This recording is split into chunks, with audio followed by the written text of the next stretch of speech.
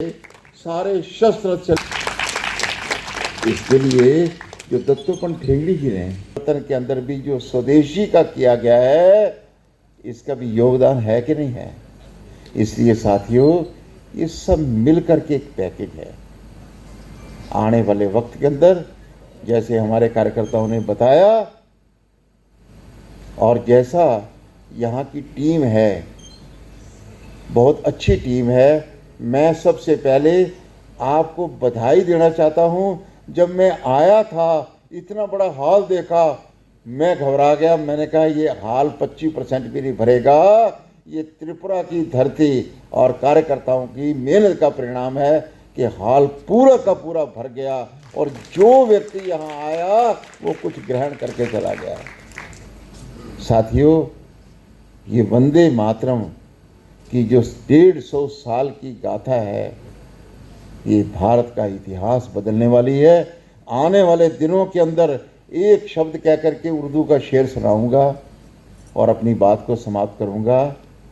भगत सिंह और राजगुरु सुखदेव पिस्टल की प्रैक्टिस कर रहे थे, निशाना बांध रहे थे। चंद्रशेखर आजाद कंधा पे हाथ रख करके बोले बहुत अच्छी बात है। बोले जी वो भी देखिए मैंने क्या लिखा है। उस पर लिखा था शहीदों की चिताओं पर, आगे आप बोल सकते हो, लगेंगे हर वर्ष मेले, वतन पे मिटने वालों का यही बाकी निशान होगा। चंद्रशेखर ने कहा ये गलत है। जो मैं हालात देख रहा हूं, ऐसा लगता नहीं है कि आज़ादी के बाद लोग हमको याद रखेंगे। तो उसने कहा मैं असली शेर लिखूं।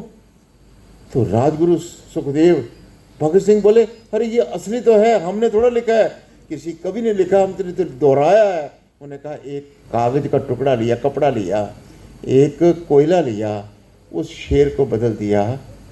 साथियों, उन्होंने लिखा शहीदों की चिताओं पर, आगे काट के लिखा पढ़ेंगे राख के ढेले।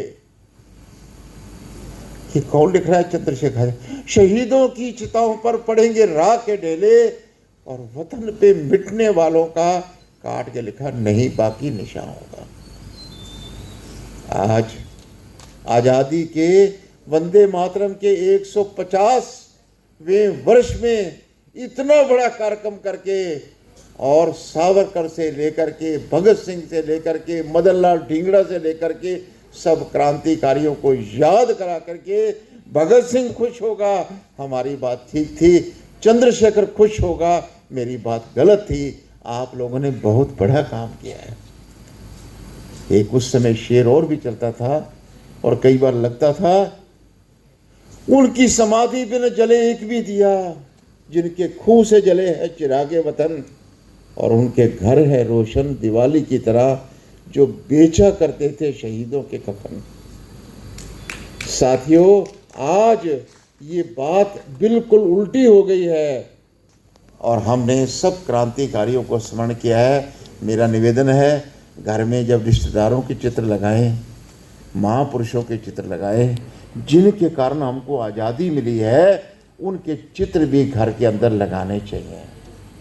नंबर 2 बात, सुबह से उठ करके माताओं बहनों से मैं खास तौर पे कहूँगा, जो भी घर में सामान आता है उसमें देखें स्वदेशी कौन सा है। आपको गलती लगेगी, आपका कैलकुलेटर गलत है, वो आपका एल्गोरिदम गलत है, जिस पर मेड इन इंडिया लिखा है वो स्वदेशी नहीं जुड़ी है। अरे कोका कोला पे क्या लिखा होता है? मेड इन इंडिया लिखा होता है ना जी। बाटा पे क्या लिखा होता है? मेड इन इंडिया लिखा होता है। एडिडास पे मेड इन इंडिया लिखा होता है। जो कंपनियां मोबाइल भी भारत में बनाती हैं, चाइनीज कंपनियां, वो सब मेड इन इंडिया लिखा होता है। हमको ढूंढना चाहिए मेड बाय इंडियन कौन कौन सा है, भारत के लोगों द्वारा कौन सा बनाया है, वो स्वदेशी है। अगर मेरी बात सत्य लग रही है तो जोरदार ताली बजा करके और कल से वो सर्च करना चाहिए। आप बोलोगे कहाँ से पता लगेगा?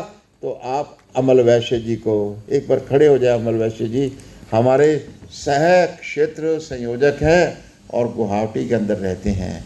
मेरा जी आप, हमारे धर्मेंद्र दुबे जी जो अखिल भारतीय प्रचार प्रमुख है, पूरे देश में एक बार खड़े हो जाएंगे अब जी। और यहाँ जर्नलिज्म डिपार्टमेंट के हेड भी है और ये आप सबको सूचियाँ देंगे।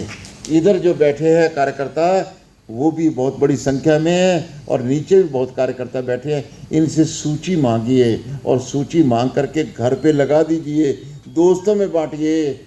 असली वंदे मातरम मंत्र है, तंत्र तब होगा जब हम स्वदेशी का पालन करेंगे। आपने जैसे भगत सिंह के